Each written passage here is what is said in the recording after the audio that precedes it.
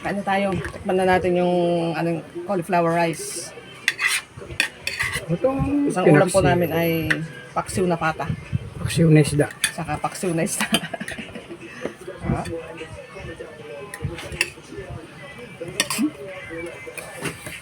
Mainit.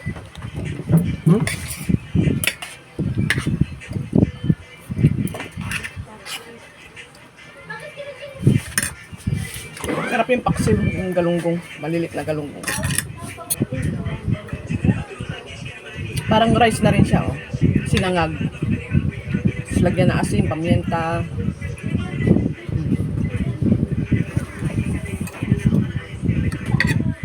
Gusto ko po sa baboy yung taba. Kami na nakaka-blood din naman. Ano pa? Hindi. High blood din, high blood ka na. High blood din ka na pag walang ulam.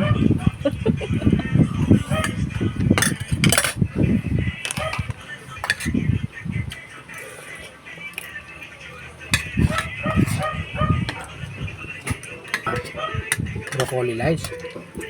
Cauliflower. Cauliflower rice. Tapos may tanim po ako ng dahon ng sibuyas. Yun, hinarvest ko. Nilagay ko dito.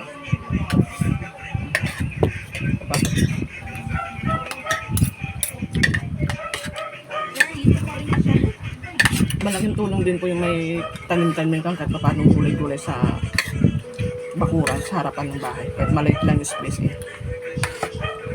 Nagawang ko rin ang paraan. Ay, sabi nga nila, pag gusto, maraming paraan.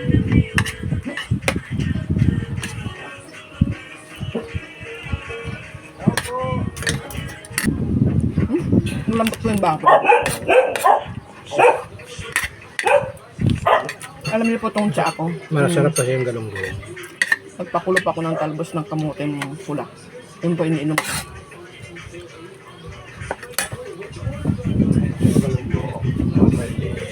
Lalaki sa akin. Pahalit sa Kailangan po kasi pag bago pag chemo ulit magla-laboratory. Kailangan po yung laboratory yung sa red blood cell, white blood cell, creatinine, potassium, saka yung urinalysis ay kailangan po ay normal lahat bago ka isalang sa chemo. Kasi kung may mababa doon, kaya mataas. Pass ka muna sa chemo. Kaya kailangan po rin, hindi tayo basta-basta kain ng kain din. Kailangan tinitignan din rin natin yung kinakain natin sa mga nagke-chemo na kagaya ko. Ngayon, hindi po ako nag-asukal. Less sugar na, pero hindi ako kumakain ng asukal sa mga chocolate. Pero nakain pa rin ako ng konting tinapay at saka kapirangot na kanin. Balance ba? yung sa'yo na yan. Yung ating fish.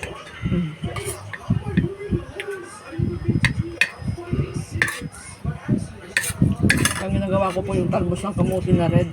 Pinapakuluan ko yun tapos iniinom ko yung sabaw. Tapos yung dahon naman inuulam.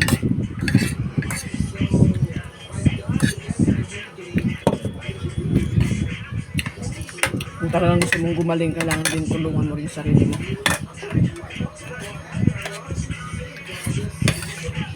Huwag tayong magmukmok.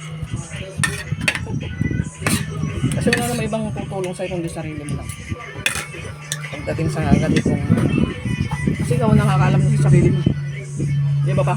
Ano nakalam ko ang nararamdaman mo? Mga kasama natin sa buhay, mga pamilya natin, support lang ang maibibigay nila sa atin. Pero yung panggaling mo, nasa sa sarili natin yun. Kung gusto mo talagang gumaling.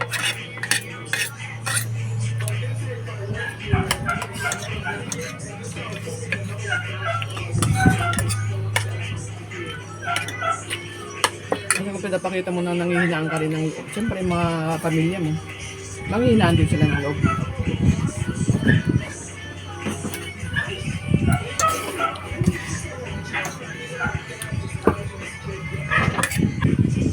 Kailan ready ko ulit yung sarili ko.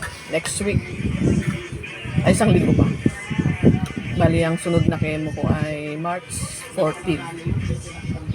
Magtataka kayo kung ano yung cancer ko. Bali, ano po ako, may ovarian cancer. Ang tawag po dun sa cancer na po ay granulosa cell tumor. Rare lang daw yun sa mga babae. Ang merong gano'n. Wow, sarap. Kain na, Nicole.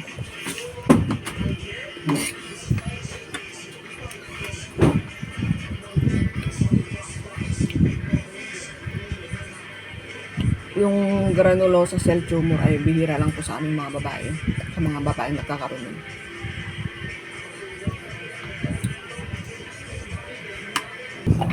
Babay na po.